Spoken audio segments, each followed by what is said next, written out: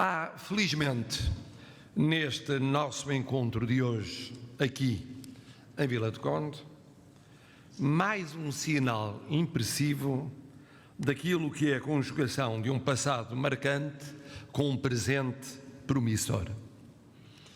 Daí a participação ilustre e diversificada do mundo empresarial e da sociedade civil nortenhos e, de um modo mais vasto, nacionais. Comecemos pelo passado, intimamente ligado a partir dos anos 20 e 30, precisamente a Vila do Conde. Desde a pré-história, com os chocolates Meteor, artesanalmente manufaturados em farmácia pelo talento francês, ao empreendedorismo da primeira Imperial durante 4 décadas e à visão de João Macedo e Silva durante mais 4 décadas. Quem de entre os mais jovens, os menos jovens, gostaria que fossem os mais jovens, mas é os menos jovens, um ou outro aqui presente, se não recorda da época inicial, por exemplo, com as sombrinhas, ou melhor ainda, as tabletes de chocolate com ananás, as minhas preferidas, da velha Regina, umas e outras fazendo as delícias da minha infância e da minha adolescência. E quem não deparou já na geração dos filhos, foi o meu caso com os meus filhos, com outras solicitações nos anos 80, uma das quais as pastilhas que viriam a receber o sugestivo nome de pintarolas, que não me fascinaram aquilo que tinham fascinado as sombrinhas e as tabletes de 20 anos antes, mas que constituíram maravilhas para a geração dos meus filhos. Pode parecer um pouco inusitado que um Presidente da República, ademais professor universitário, ouse evocar tais minudências numa cerimónia oficial, sendo certo que a senhora Secretária de Estado facilitou a tarefa. Mas só para quem não entenda que um professor universitário também foi criança e adolescente. E ao chegar a Belém, não fica proibido de ser como era e precisamente como foi apreciado por quantos o legitimaram com o seu voto.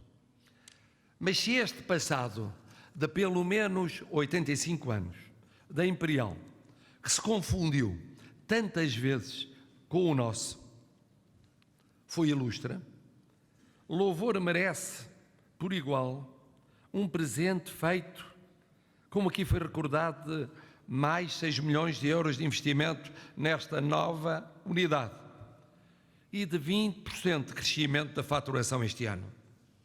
Tudo sob a liderança mobilizadora dessa força da natureza que é a senhora engenheira Manuela Tavares de Sousa. E o apoio incondicional do acionista aqui claramente reiterado.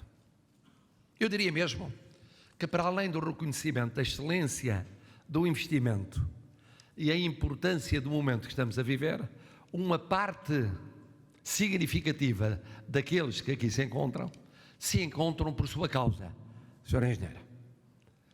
Uma boa causa, porque acreditam em si, porque prezam a sua liderança, porque admiram a sua iniciativa e o seu dinamismo.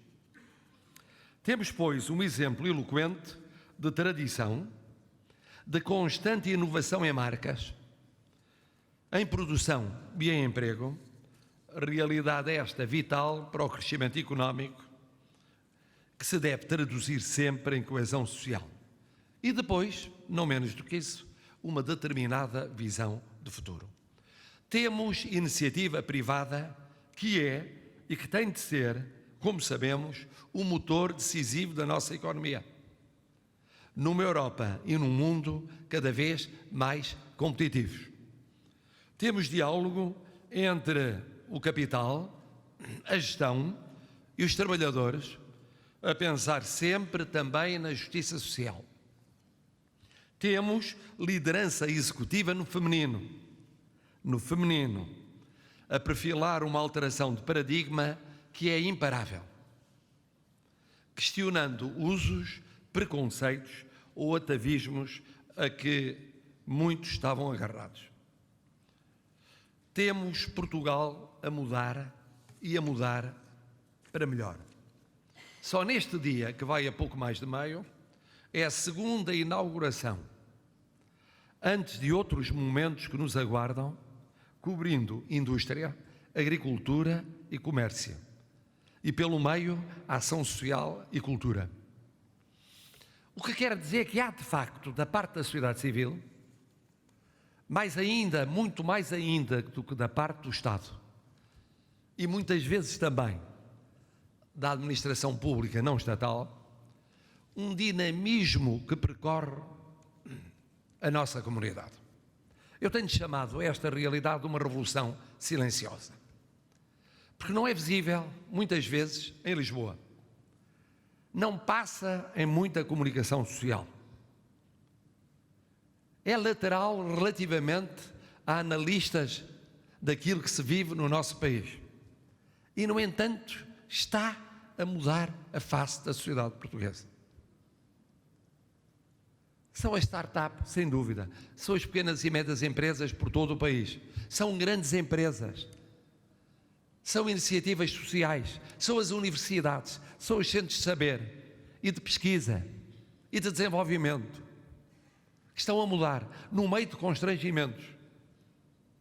Depois de um sério período de crise, de que estamos a sair de forma assimétrica e não tão rápida quanto desejaríamos. Mas a sociedade portuguesa está a mudar. E quem não está no terreno não compreende essa mudança, que faz com que alguns debates ideológicos ou doutrinários sejam verdadeiramente deslocados, porque também eles passam ao lado daquilo que é a realidade que muda e dos desafios colocados pela internacionalização. Sabemos que há, felizmente, vários caminhos alternativos sobre como conduzir os nossos destinos coletivos. Mas há por igual, e muito bem, méritos partilhados por todos, quanto a passos essenciais que temos vivido e que abrem perspectivas que não podemos desperdiçar. A perspectiva da saída do processo de déficit excessivo. A perspectiva de uma apreciação que começa a ser diferente da parte dos mercados financeiros. As próprias notícias sobre o crescimento económico e sobre a evolução do déficit. E há que reconhecer que o mérito é de todos. Já o disse e repito.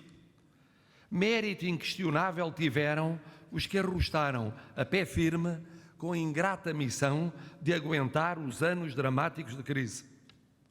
Como o mérito tiveram os que, igualmente firmes, desmentiram as antevisões de insucesso anunciado para tempos recentes.